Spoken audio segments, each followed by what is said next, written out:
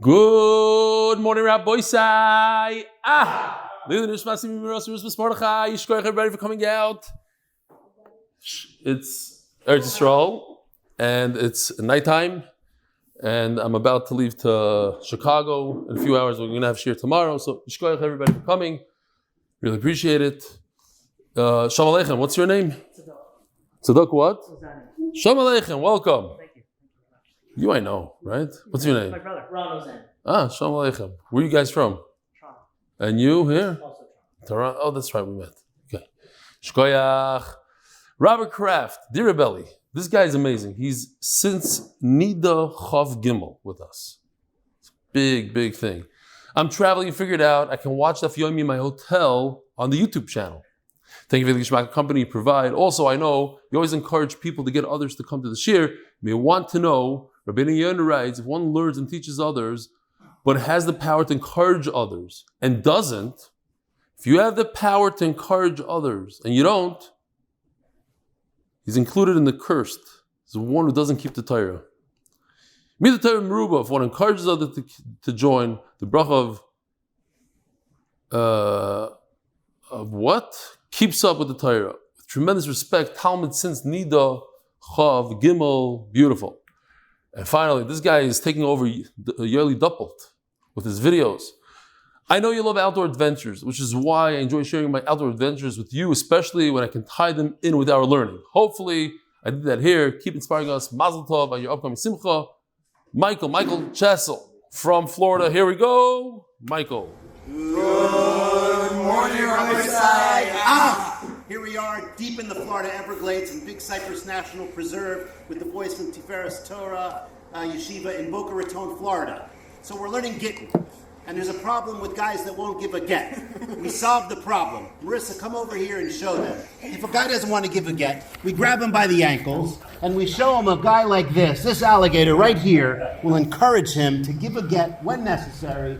Just come to the Florida Everglades and we can learn practical halacha. And we wish you a great day. Keep on daven from South Florida. You just mentioned Everglades today in shir because of the field that had a shidafan. All right, right into the sponsors. Rabbi said the koilel is sponsored by Anonymous from Lakewood. The Refuos Shlomo for Shlomo's Esther Bas Bela. And the koilel sponsor, Eli Nishmas Chaim ben Moshe, Eli Nishmas Betzal ben Moshe. The koilel, one day, sponsored anonymously for the schus to buy our house this year in Eretz Yisrael. Amen. The Masechta, Moshe Banda, to thank Hashem that I'm able to thank Him for everything that I have. The Paras HaChodesh, the Nishmas Chayvas Yosef, Paras HaChodesh, Hashem should open up all the tzinorot bracha for Baruch Tzvi Nissim ben Shoshana Lea. Paras HaChodesh, Jeff Rosner, Maaser, he already left back to America, that's it. Oh, he went up north, yeah. He remained the Eli Nishmas, Yosef Simcha, Chaim ben Shlomo Yehuda. And the fourth Paras HaChodesh, Lebovic families, Lakewood NJ, because torah and achdus are the best segula. Paras HaYoim. He uses his English name and he's on Zoom right now. So happy 51st English birthday to Mark Aschkenasy. Givaldik. Somebody took out what I wanted to write here, but it's good. I remember it. Rabbi Sai, you're not going to believe it. We are only 3 days away from sealing Masechtas Kiddushin, Art School Masechtas Kiddushin. So if you want to be a big part of one of the most popular Masechtas, we're going to be printing probably double the amount of copies that we usually print. And we are looking for some sponsors. We have the Belsky family that sponsored a very nice amount, but we need more than triple that probably. So if you want to be involved in getting people to learn Torah, $35 a Gemara, that's it. That's how much it cost us. That's the price, with shipping, with handling, etc. $35. So if you're a nice sponsor, you can put your name in the front. It'll be beautiful. 3 days left. Then we're done. Then you can go to volume 2 of Kiddushin. Volume 1 is going to be finished up in 3 days. Well, once you're listening to this, it's probably 2 days. 3 days from tomorrow morning, 2 days from when this shir actually plays. This is what? Wednesday shir. Got it. Oh, really? Givaldik. But they've already heard you say it. Like yesterday. All right, Rabbi Isai, we're holding on Daf Beis, Amud Beis. Rav Shapsikon is in the house. Givaldik. 6 lines from the bottom of Mem Beis Amud Beis. Today's Daf is Mem Gimel. Wednesday's Daf Mem Gimel. 6 lines from the bottom. Ibaylu. Eved Shemochrei Rabbi Leknas. So it goes like this. If a slave is killed by an ox, so the owner of the ox has to pay 30 shekel. Pays 30 shekel. What if a person sold his slave? He retains full ownership of the slave, but he sells his slave for whatever money comes in eventually if the slave gets killed by an ox. How many people get killed by an ox? I guess it used to be very prevalent. Today, I looked it up. It's about 30 people a year between cows and oxes in America. Now, you're talking about Spain, it's a whole different, running with the bulls, whatever it's called over there. How many people get killed by dogs? A year in America? Like 50. How many people get killed by cats in America? Yeah, same thing, 50 people, it's crazy. But how many people get killed by sharks? This I know because I tell my wife all the time because she's scared of sharks. I said, only 10 people die from sharks. Well, how the statistics, you better chance of winning the lottery. So, the guy, I don't know what's going on here, but he's trying to sell the knas part. If his slave dies from an ox, only from an ox, then you will get the knas. Now, it's similar, like somebody just approached me, literally, there's a guy in this neighborhood, a very chashuv Talmid Chacham, he makes his parnasa off buying insurance policies from older people, and the minhag is, like, you buy the policy and then you just daven. You daven that he dies. This guy is davening that the slave should die. So, real quickly, I just want to show you real quickly 4 halachas, 4 very interesting halachas. When it comes to selling the fruit off a tree, if you sell the tree for the fruit, it's different than selling the fruit off the tree.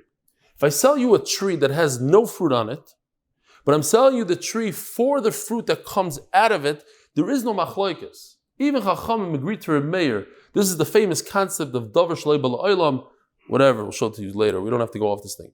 This is the fruit are not in existence. But every single year this palm tree produces fruit, the apple tree produces fruit. So everybody agrees that even though it's not here, it's within the tree, it happens every year. So you're able to sell something like that. Selling the tree's fruit-making ability. The tree's fruit-making ability, even though that didn't happen yet. It's not in the world, but it's, The ability is in the tree. I stuck that in kind of, but yeah. Over here, if you just sell fruit, if you're just selling the future fruit, even though it's in the tree, that we have a machlokes. Reb Meir says, davar shlei b'la'olam, you could purchase something like that, Chacham say not. When it comes to the knas, it's different than fruit. If you're just selling the knas part without the slave, that's not the Gemara is not talking about that. Just selling fruit, we said Reb Meir would agree that it's okay. Just selling knas is not okay. Why? Because it's a lot more reliable. It's going to happen. The fruit is going to happen. 90% of the time, the fruit comes out. Over here, what are the chances that the knas is going to happen? The machlokes is over here. The big question that we have is, what if you sell the slave for the knas? Okay, not to confuse anybody. It's like selling the tree, the top one, the green, where everybody agrees that you can sell a tree for the fruit. What about if you sell the slave for the knas? Okay. Very interesting that the Even Ezra, like with time of the crow, he says that the reason why the Torah says that the penalty, the knas, when it's more like, it's called a kaifer, not a kaifer, like it's to give the owner of the ox a kapara. The reason why it's 30 is because most slaves usually are right around 30. That's what he says. And the Balei Tosfos say that it's merumas in Eved Yeh. Yeh is gematria 30. We said it by Nazir also. The Nazir 30 days from the word Yeh. And the Cheskuni says something very interesting. I mean, it's like, he says, since we learn la lam isha, eved from a woman, and the erechin of a woman is 30, so in Mela, even though the Torah says 30 by slave, okay, fine, some sort of darshan tahan the crow. Anyway, Iboilu, 6 lines from the bottom. I sell my slave for the potential that you might be able to get 30 shekel if an ox, Emir Hashem, kills him. I mean, he's chai b'mitzvahs a little bit, but okay. Says going to boiler Rabbanim. Either way you want to look at it, we have a shaila. Tiboiler Remeir says by the concept here. Musik and Shas, Dover Shalei Bal Olam. Remeir says you could sell something that's not in this world yet, like Peres Dekel. Ad kan like Omer Remeir, all the back to Dover Shalei Bal Olam. Remeir says that works. And like going Peres Dekel, David also. Every single year for the last 100 years, this tree produces fruit. So I'm selling something that's going to happen naturally. But over here we have two things going against him. First of all, who says that that an ox is going to hit this slave? And even if you're going to tell me that the far-fetched thing of he's going to get killed by an ox, there's a way out of it. Because of the next concept in Shas, Moide B'Knas Potur, if you admit to a penalty like a knas, like over here, Moide Umiftar, all he has to do is he has to admit that he's chayiv and he's potter. And therefore, the buyer, the purchaser of that future of the killing of the slave, he might be out of money. So Mela, even if you hold other makna davar shaloi b'laylam, in this case it's so far-fetched, Remeir would perhaps say you cannot sell something that didn't come to the world because it's so far from this world. First of all, how do you know what are the chances he's going to get killed by an ox? And even on the slight chance of get killed by an ox, he might not get paid because the guy would admit to it.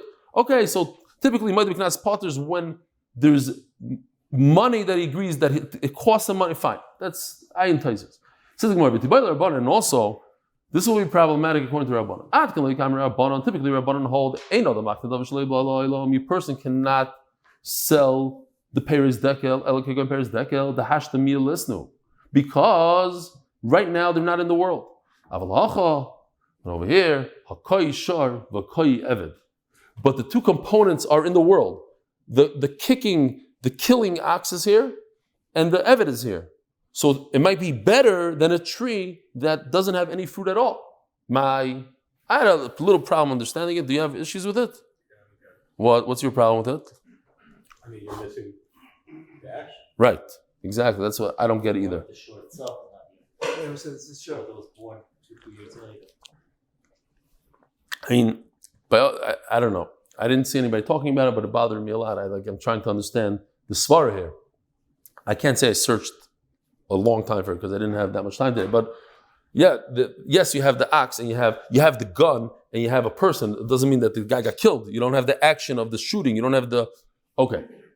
Omer Abba Toshma. I'll bring you a raya.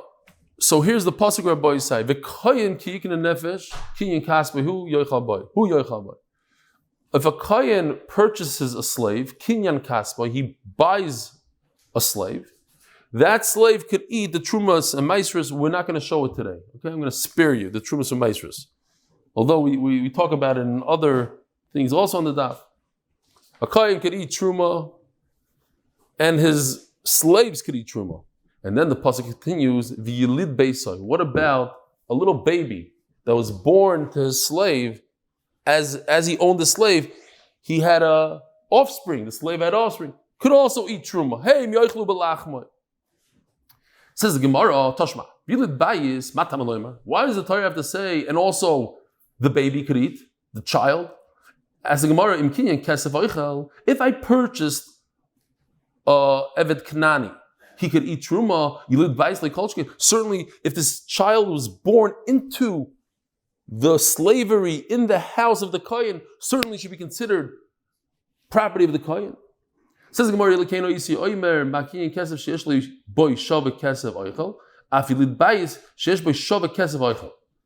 I'll say, look, it says kinyan kaspai. Remember, what does kinyan kaspai mean? He purchased it with money. It has monetary value. The Torah says kinyan kaspai. There was value here. Otherwise, you don't buy something for money if it doesn't have value. So it has value. So I would think that the Yilid Beisai, you come to think of it, a little baby, what value does it have? Okay, you could sell a baby for whatever, but if you look at a 1 month-old baby, Mendy, I'm not talking to you. Your baby is special. But what does the baby do? It cries, it does all sorts of stuff that it requires a lot of work, and it has no value. It doesn't give you value. So I think such a baby shouldn't be able to eat truma.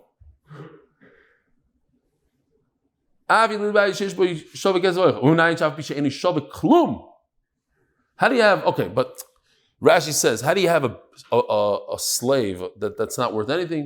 Says Rashi, check this out, menuvel mukashchin. Let's say the slave looks something like this. Okay, it grosses you out.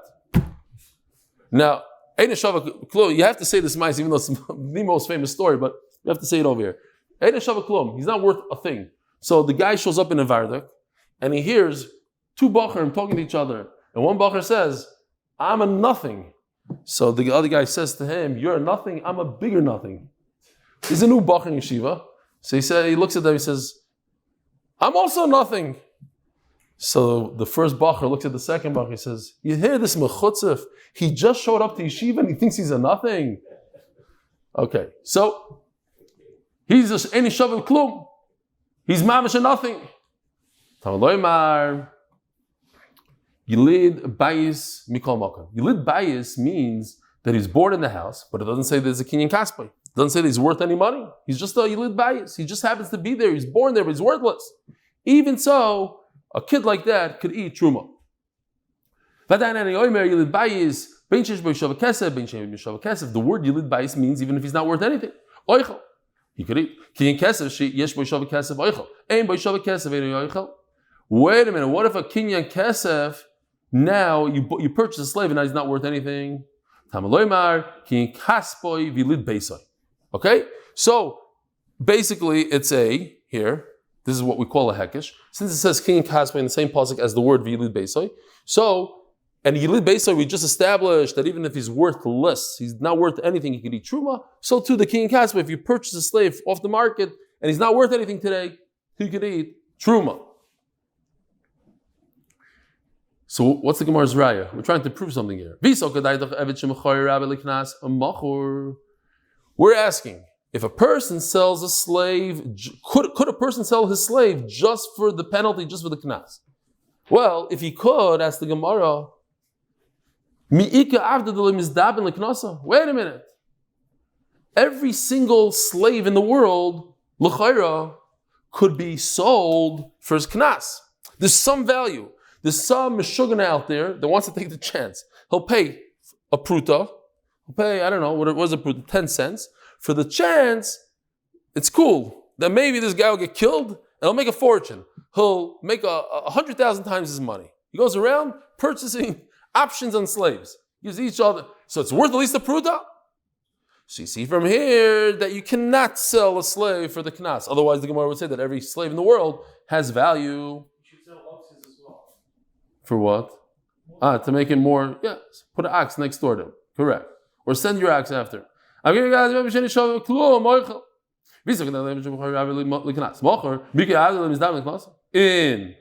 Says the Gemara. Huh? I know. Probably could, but yeah, it will be a problem. In. Iko evet treifa.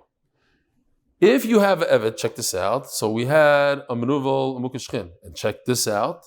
What if the menuvel, a mukashchin, is missing his leg above the knee? So he's a treifa. And in other words, he's not going to make it. Okay? Like, I'll just say real quickly, this guy goes to the doctor and the doctor says, I have bad news. You only have 10 to live. He goes, what, 10 years? 10? The guy goes, 9, 8, 7. This treifa is expiring very, very quickly. It's above the leg, according to the Gemara. Certain things, certain mumim, if he has a hole in his membrane, the brain, he's not going to make it. So in Mela, a gavrik tila doesn't get a knas. Forget about it. Even if you want to give him, you can't. He's not capable of receiving a knas, of being part of this. He's not on the option list. As the Gemara, okay, he is a treifa, and he can't get a knas, but what about the fact that he's still alive and he could serve his master, so he has value over there? Says Gemara, you forgot. It's two things. First of all, he's missing his leg. Second of all, he looks like this character on the screen. The reason why, by the way, this character is because I asked Yoshi to draw a mukha shchin. He says he doesn't want to. He doesn't feel comfortable drawing a human being with shchin. I didn't want to tell him that a lot of Agadas have the mitzri, the mukha shchin, shchin from the makas. Maybe next time we'll do a mitzri. Anyway, maybe that he doesn't either feel whatever he feels comfortable with. He felt more comfortable with this picture. Givaldik. The Rabbi said we have Givaldik sugis here. Really, really fascinating stuff. Like I mentioned, the Minchas Chinuch, he's busy the entire.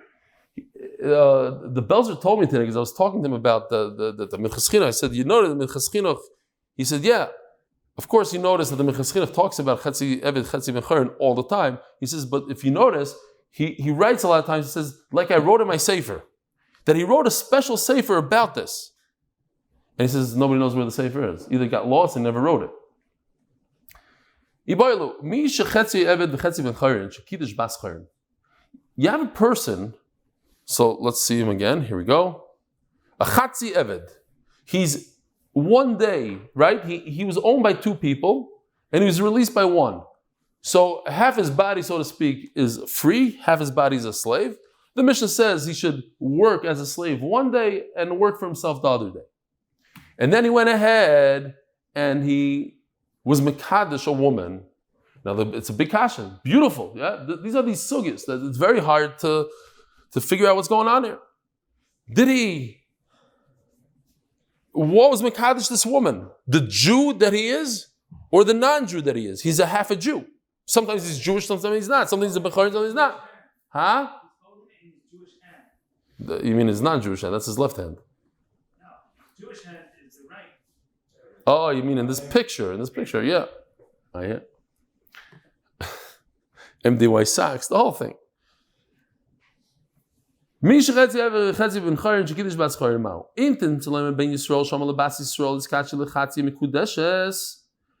have so the Gemara wants to compare it to another case. You have a regular Jew that tells a Jewish woman, I want to be mekadesh you for half of me. Half of me. The halacha is that it works. But the reason is, the chazi likulei, because at the end of the day, she's eligible, she's roi to his whole. He just didn't give her his whole. Rashi explains, so what did he do? Why did he say it like that? He was warning her. Very, very sly, this guy. By the way, you're not my only wife. I might be marrying another wife one day. I'm giving you half of me. I'll give you half attention. That's what he meant. He didn't mean halachically. Okay. But that's a Yisrael who's married to, who's trying to marry a Yisraelis and he tells her half. But by us, in our case,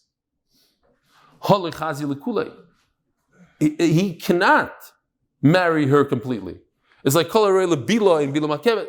If Yisrael could marry her completely and he just says these words that he's not marrying completely, it works. But this Chatzi Evet, since he's a half a slave, he cannot marry completely, so maybe it doesn't work at all. And what if you say that if the other case, if he is mekadesh half of himself to a complete Jewess, to a complete Yid, Dineh, it works. But what if he tries to be mekadesh a half a woman? Then it doesn't work. Ain't no mekudeshes. Why the shir b'kinyanai? Because he left something over. He was supposed to marry her completely.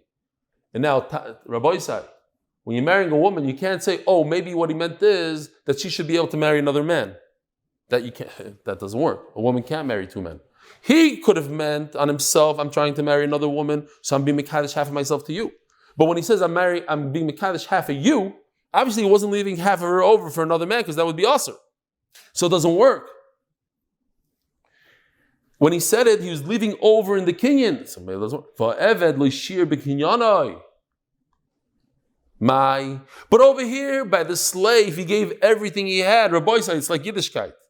If a person says, I do the daf, and I don't remember a lot, and I don't have a good memory, and this, the Rebbeinu Shalom is not going to have a time against him. If that's what you are, that's what you're capable of, and you don't chap that much, and you don't remember that much, but if you're an Ilui, and you don't apply yourself, then Hashem has a taina. This guy over here, he gave it his all. He tried to be Mekadosh as much as he can. He just happens to be a half a slave. So what do you want from him? Maybe it should work. When a person has the ability to Mekadosh a full woman, and he doesn't use his potential, he only is Mekadosh half of her, it doesn't work. But over here, he's trying to be Mekadosh everything. Says Gemara Tashma. Hey, Miss Misha Chetzi Eved, the Chetzi Ben Choyrin, you hear this kasha, another Gevaldika thing. It makes your brain work here. If a person, the shar of a person kills a slave who happens to be a half a slave. So it works like this. If you kill a real slave, how much do you have to pay? 30. And if you kill a ben chayrin, a yid, how much do you pay? How much does the owner of the ox have to pay? Koifer. As much as that guy is worth in the marketplace. So listen to this. If the ox kills a half and half, now what do? So what you do is very simple. You give half of the 30 to his master, and half of his value, because half of him is a slave. So if he was a slave, he would get 30. But he's only half a slave, so he's only worth 15. So you give 15 to the master. On the part of him that he's a complete free human being, he's worth $100,000. On the marketplace, he's worth $100,000. So you give $50,000 because he's only a half a free person. So you give $50,000 to who? To his kids. To those who inherit him. Oh, that's the Gemara's raya. Gevaldika kasha. How does he have a yoyers? Oh, so what do you see from here? Hey, and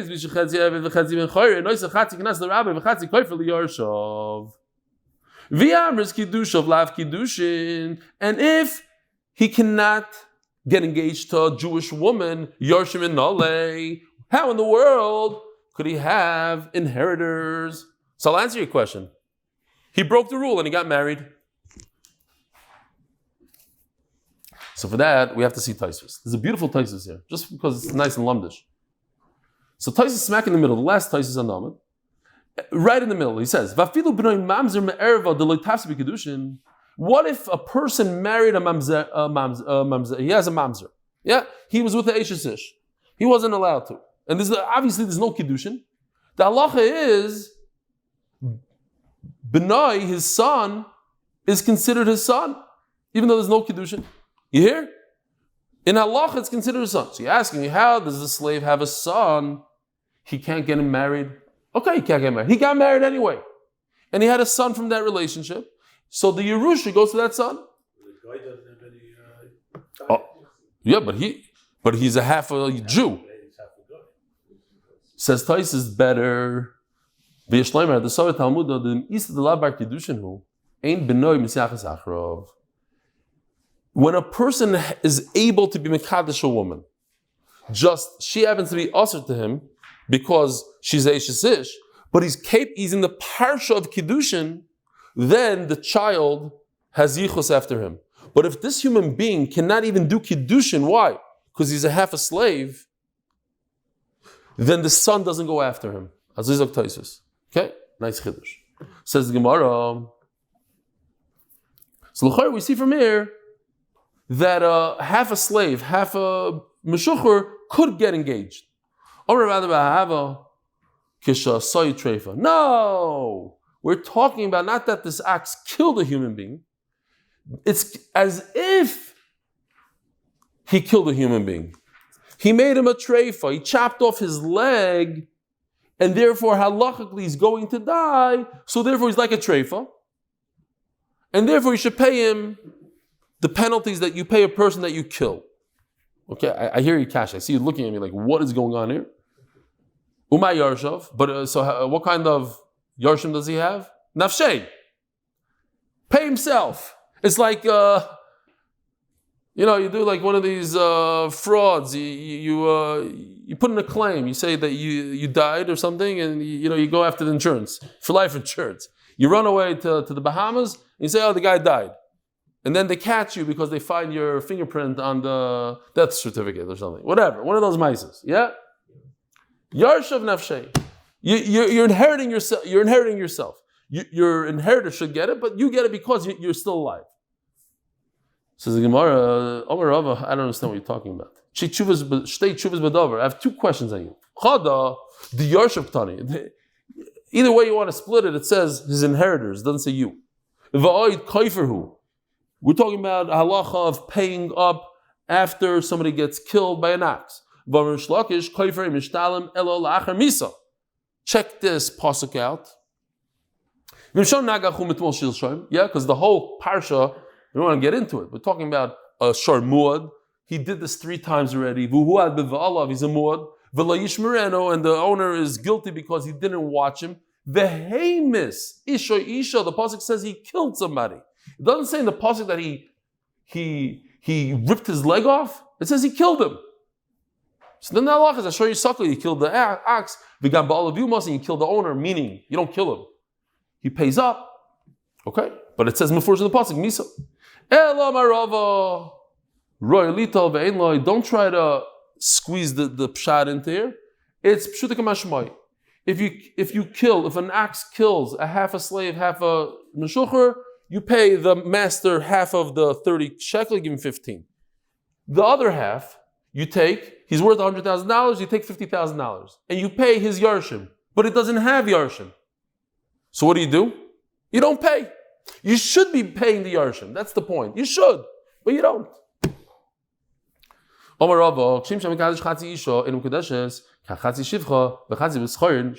Just like when you try to be mekadesh, you want to get engaged to a chatzi isha. Yeah, we have a picture here. This is the one on the left is a shivcha. The one on the right is a chatzi shivcha. How did she become a chatzi shivcha? She has a half a siddur, half of the. Okay, she's a chatzi shivcha. How?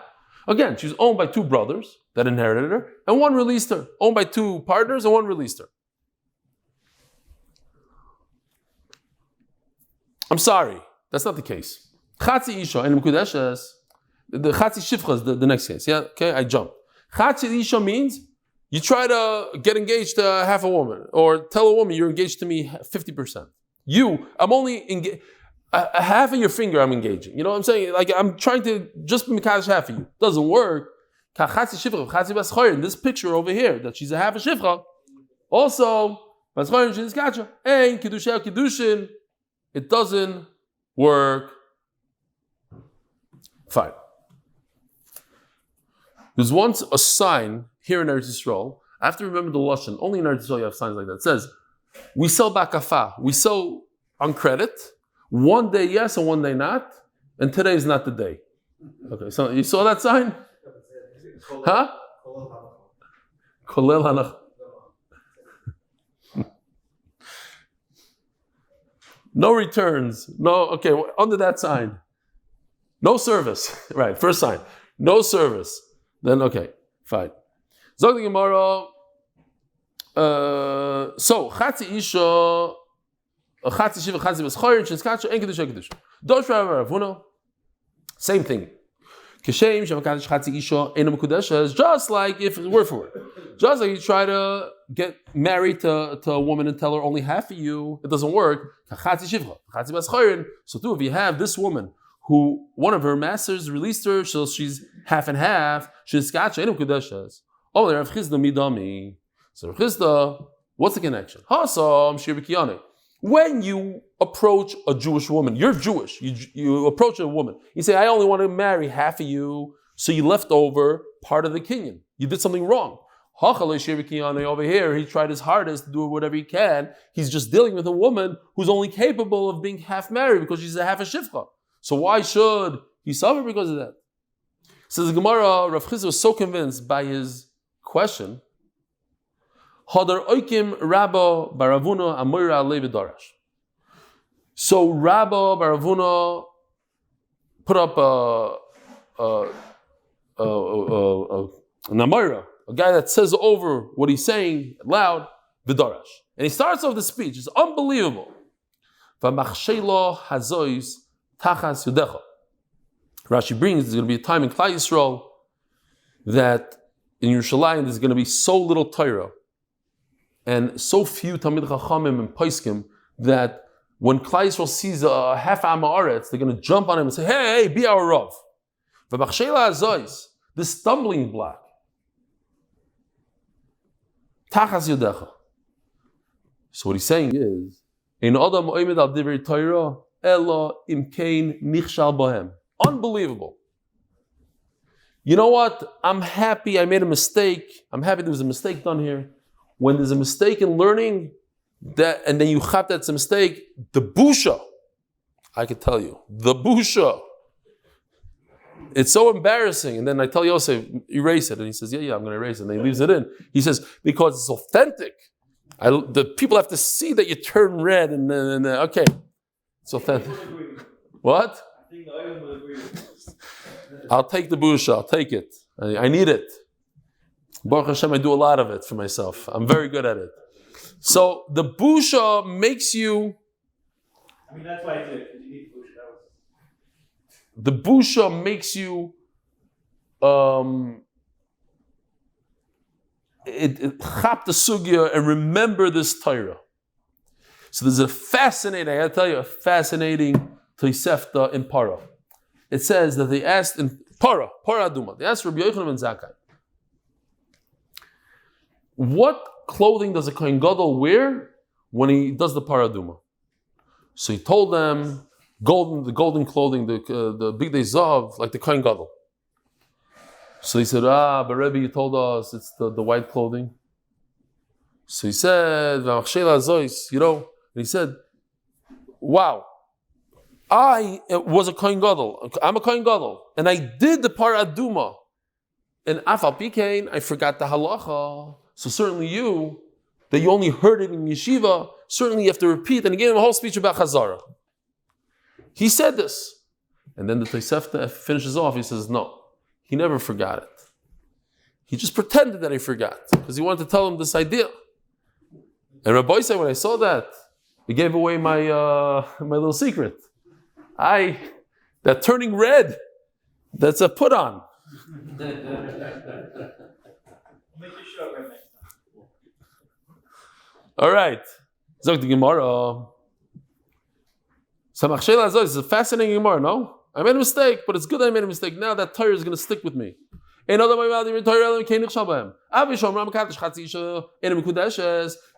there's a halacha that if a Jew tries to marry a regular Jew halfway, it doesn't work, but that has no connection. And this is the halacha. This is how we paskin. If you have a woman that's half mishucha, half slave, and you mekash kiddushin, it does work.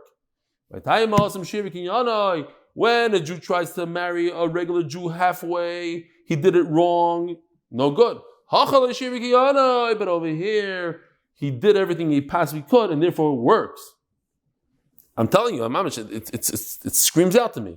If you do everything you can, you work all day, and you're dead tired when you come home, and you learn that 1 hour, so you did everything you can. They can't have a tie on you. But if you come home and you have 5 hours to spatzir and you're doing YouTube, then there's a tie on you. What happened to the learning? So Rav Sheshes argues, even though the halacha we just said, you look over this, that's how he passes. Sheshes says no. He says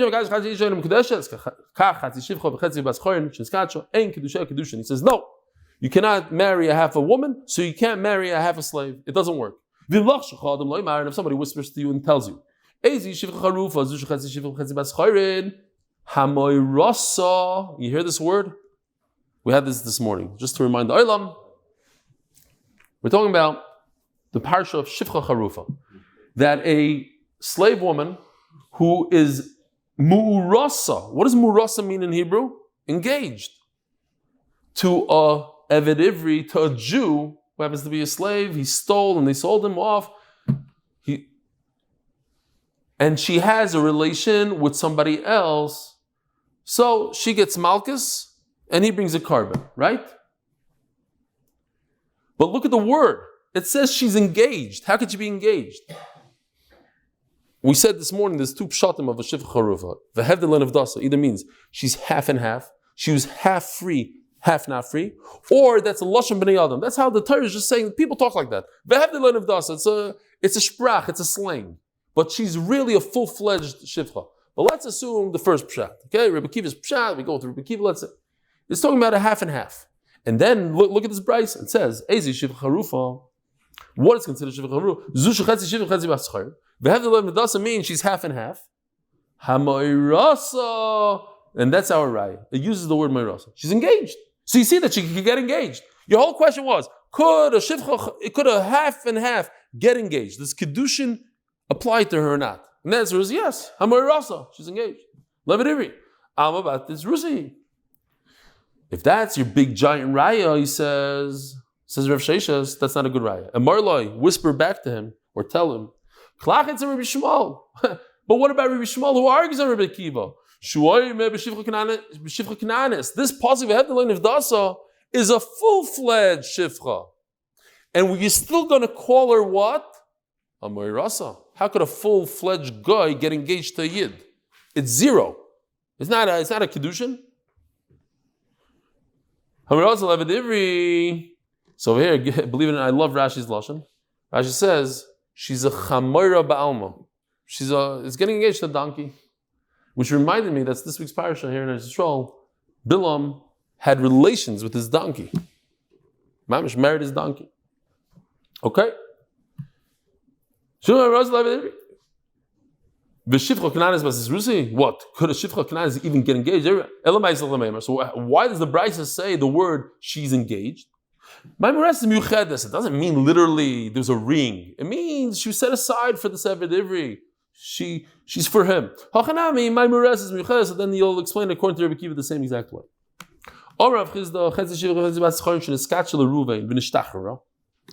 We have beautiful, she did this for us. So it goes like this. Very, very simple. You have a slave, a woman who's half slave, half free. She got engaged to one of the Baldwin brothers, Reuven. Here you go, he gives her a ring. And then what happened is her master comes and gives her a get shikhr. So what happened to her? She becomes fully free. Reuven doesn't give her a get. Nothing. Comes his crazy brother, Shimon, and he gives her a ring. Now you hear what happened there? What happened is very interesting. Reuven was engaged to her, let's say. Either was Reuven engaged or not? We have to decide. If he was engaged to her, so then maybe what Shimon did is nothing. If he was not engaged to her, so then what Shimon did is something. But both of them are not engaged. That's for sure. You don't have two brothers engaged to one woman. Because if the first one's really engaged, the second one is not. If the first one is not engaged, the second one is. But you don't have two of them attached to one woman. Okay, let's see inside.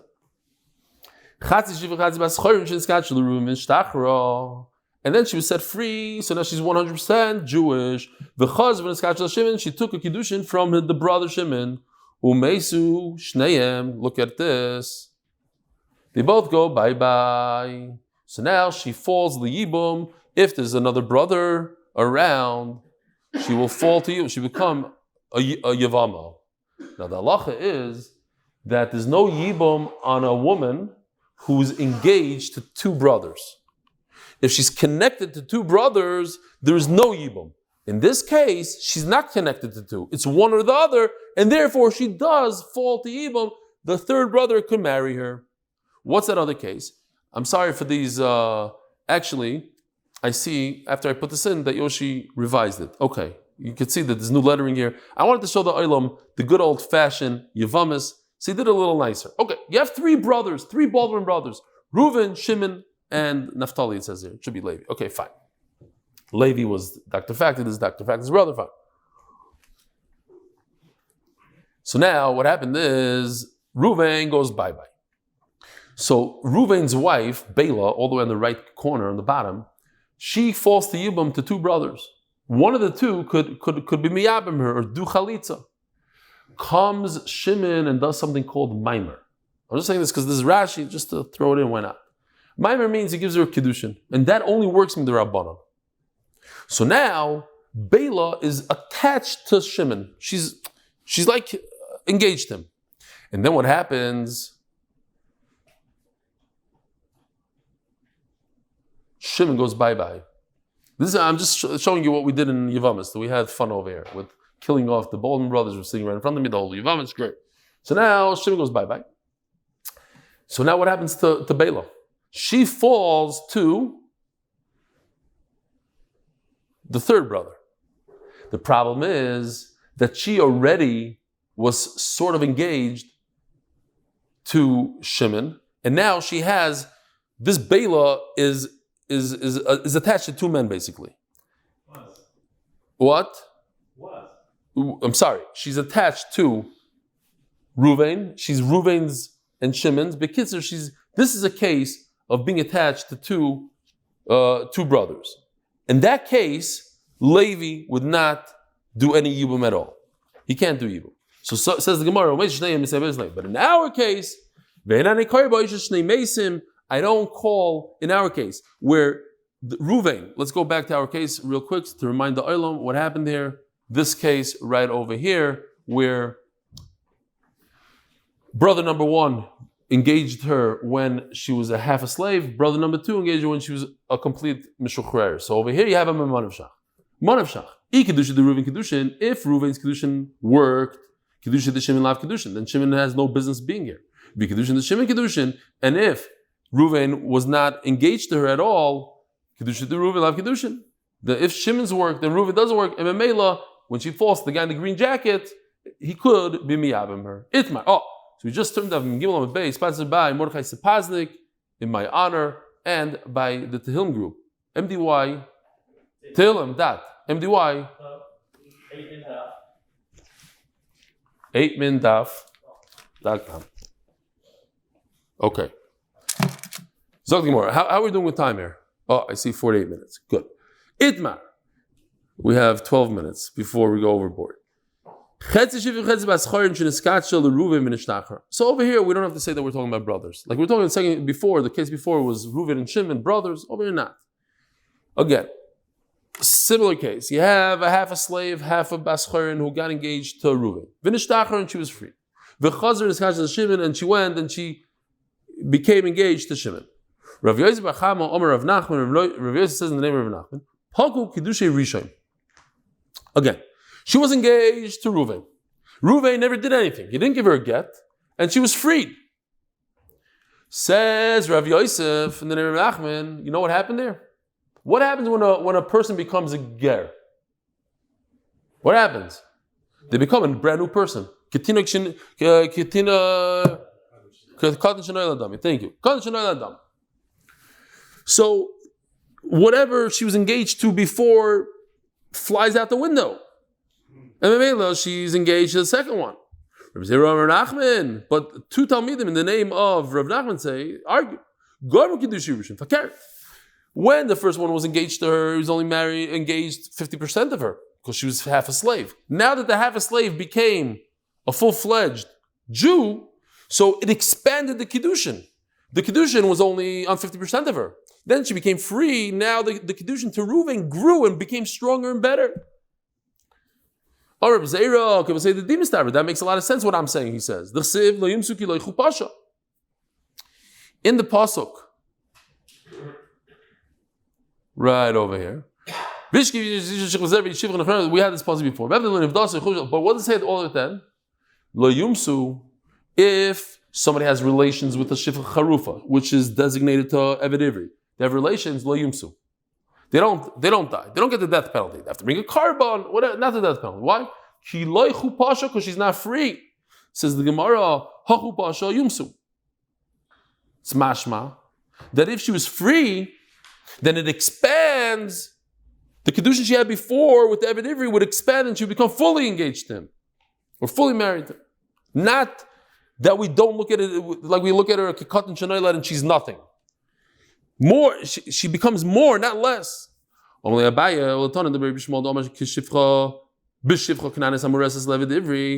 we said before, according to Bishmal, we're not talking about a half and half slave. We're talking about a full slave who's engaged or set aside to Eved Ivri. if you're telling me your diuk is, the pasuk says kiloichu pasha. She wasn't free. But if she's free, they would die. How's that possible? Think about it. You have a full slave, 100% slave, designated to a Jewish man who's a slave. And then she goes free. So the kiddushin he did with her becomes a full kiddushin. He did kiddushin to what? To a full guy. What is that? How much kiddushin is that? 0. How could a 0 become 100?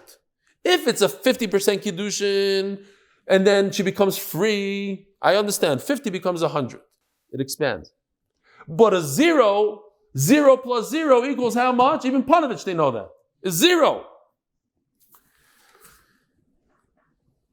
If you're new to the shir, because I went to Panovich and it's my Panovich math. Okay, I just don't need a guy that just showed up to the shir today and I just made fun of all Panovich. Panovich knows that.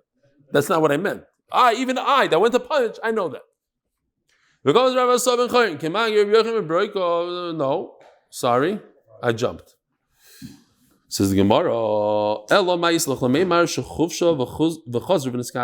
what happened was she was freed. And then she went back and she got engaged.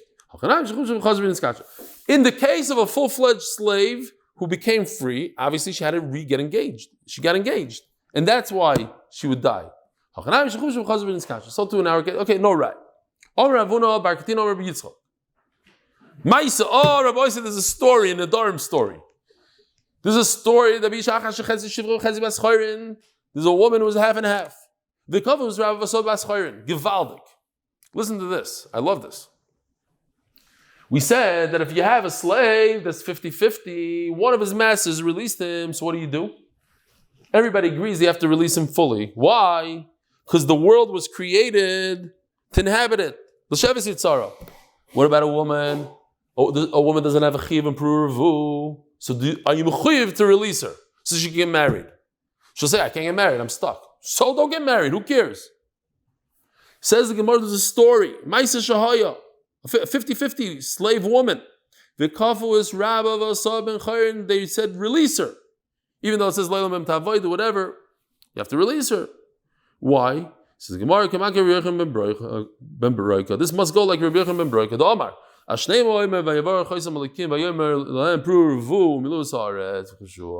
The mitzvah, according to Rabbi Yochanan ben Broika, is on a woman also. If she has a mitzvah to be Mekayim Pruvu, you must release her.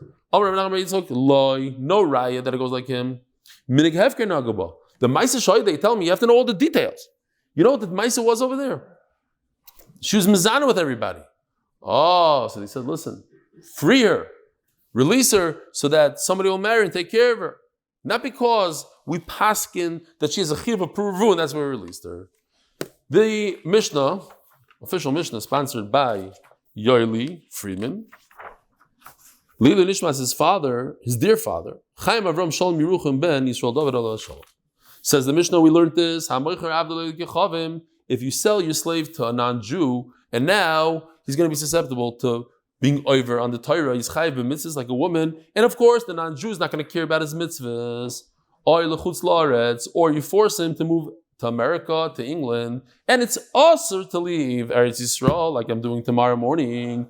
Yotza ben chayrin. Because you made him do something wrong. So he goes out. We're going to see in the Gemara who pays for it. Huh? If you're getting married, not your niece. There's a Rav here last week in our shul. I'm not going to say his name. I love him a lot. He's like darshaning that Chaim said. Chaim told me that you cannot go to Chutz La'aretz even for Torah. You have to stay here even to give shiurim. So I said, after the shir, you just came back from Chutz La'aretz giving shiurim. And everything, you always come to me. But Chaim said like this. No, he meant, and he started, whatever. Okay. Torah about it. But here's the kicker. Now, if you remember the sugis that we learned yesterday, why do you have to give a get shikhr? Because yes, the slave is free. If you sell your slave to a non-Jew, he goes out free, but he's still not allowed to get married to anybody. He might have removed the mamadus of him, but not the isser of him. So you have to give him a shtar shikhr. Rabbi Rishon, the original owner must give him a release. I just made this into a musig and shas. Why not? Because I think it's something new. Oinoi. What does oinoi mean? A shtar. It's a special type of shtar. We'll see in a second. Not a special. It says something specific, but oinoi means shtar. So if somebody asks you what oinoi is, if you weren't at Daf Yomi, you probably didn't know this. Today you know oinoi means a shtar. Oy vey. We had it earlier in the Masechta. Chazar. But not when I was doing the Yidis Hashas. Once you give him this document, Zeu Shechura. What does it mean? He writes in the start, when you run away from that guy, I'm releasing you. He released him. If you're going to run away from the guy and come back to me, I'm done with you. So even though he comes, the whole story over here is when does he need to get shikhr? He needs to get shikhr when he comes back to him. Over here he doesn't need it. If a guy has a slave, he borrows money from the wealthy guy next door, and he says, listen, I'm giving you my slave as collateral. What did he do in essence? He basically sold the slave to a guy in a way, sometimes if he didn't pay him back, right? If the guy did nimos, mannerism, whatever nimos means, he goes al-kheros. What does that mean, my nimusay? Omar, I just made that up, manners. In Hebrew it's called manner. Omar avono bar Yehuda nashki. He kissed him. But no, seriously, it means this. That in those days, the non-Jews would have a slave walk around with a little sign, a nameplate, a name tag, like we had by the Siyum. It says, Ha'evet shel McDonald. Okay? McDonald's a goyish name. I am the slave of so-and-so. That's how they used to walk around. So if the non-Jew puts this on his neck, now he became the slave of a non-Jew, and he goes out. As the Gemara, how could that be the pshad in nimusoi, that it means a necklace? Mazar Sheshas, Harisin, now we're talking about, in Eretz Yisrael, again, going back to Trumas and Maasers, which might be the most popular musig in Shas. I have no idea. The Belzer wouldn't tell me. I thought it's either that or Hechsher Tuma, whatever. Maybe both of them or not. So, if we're going according to the Amud Aleph that says that a non-Jew that owns land in Eretz Yisrael his fruit is not chayiv in Trumas and Maasers. So we're talking about a Jew that has somewhat of a what's the word I'm looking for? A interest. He has an interest in that person's property, in the non-Jewish property. Does the fruit become chayiv in Trumas and Maasers? What kind of interest? Ha'arisin. He works and he gets, 30% of the crop. He's a crop shearer. V'chakirois. He says at the end of the year, no matter what, I'll give you X amount of food. V'arisi about the avos. He's already generations working there. And listen to this one. Or the non-Jew said, listen, I'll borrow $1 million from you and here's my field. Is it considered that the Jew owns it enough that he's chayiv in Trumas and Maasers? Even though you put on a necklace, p'turim in a Maaser. Obviously, nimusay can't mean a necklace here. We're trying to say, what does nimusay mean? On a slave, you want to tell me it's a necklace. How do you put a necklace on a piece of field? On a karka? If you mean it's a necklace, so a field doesn't have a necklace. Zman. That if, he says, if you don't pay me by this and this time, by Rish Chodesh Tammuz, then the slave becomes mine. Then you have to release him. Then the slave becomes his. And it's key when the time comes. It's as if I sold him the slave. Okay, the time came. It's as if I gave it to him. Says Gemara, Zman. Okay, Nashki means that he made it. If the time came, it's as if I sold him. Says Gemara, Kash Zman Azman. When I sell the slave with a time limit, then you tell me it's considered as if you sold him. And if maybe the time didn't come, just the time limit, we'll see in a second. But if I sell a field with a time limit, it's not considered a sale. What's the difference? When I sell a slave with a time limit, it's considered a sale. When I sell a field with a time limit, it's not considered. Why not? What's the difference? Says the Gemara, when it comes to the slave, the time arrived. It's already Rosh Chodesh Tammuz, so it's already Ki'ilu, it's non-Jews. But by the field, we're talking about a situation that the time didn't come, so it's not his. What if the time came and the guy is about to collect the slave? So it's the guy's. So of course, it's as if you sold it to a guy. So what's the chiddush? No, we have to say, okay, let's say it's simpler. Both cases are the same. The time didn't show up yet. When I told the guy that he could take my slave, I meant literally my slave. So when the guf has slave is a mashkoin, that's as if you sold it to him. But when it comes to the field, I only sold the fruit. So I didn't sell him the field, so then I'm not chayiv b'maiser. If I tell the guy you can have my fruit, it doesn't mean I sold the field. It's not as if I have interest. It's not as if the Jew has an interest in the field, because he only has interest in the fruit.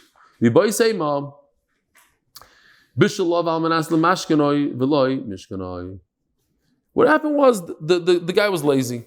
I gave you the field in order to come and collect, and you didn't collect. If you came to collect, great. If not, not. So when we're talking about a slave, he didn't come to collect. He said, at this and this day, you could collect, but he didn't want to. So, memela, that's why it's not considered a sale, or it is, or there's a special chumrah by that. And Rabbi Sai, I'll see you in America, Be'ez Hashem. Have a wonderful day.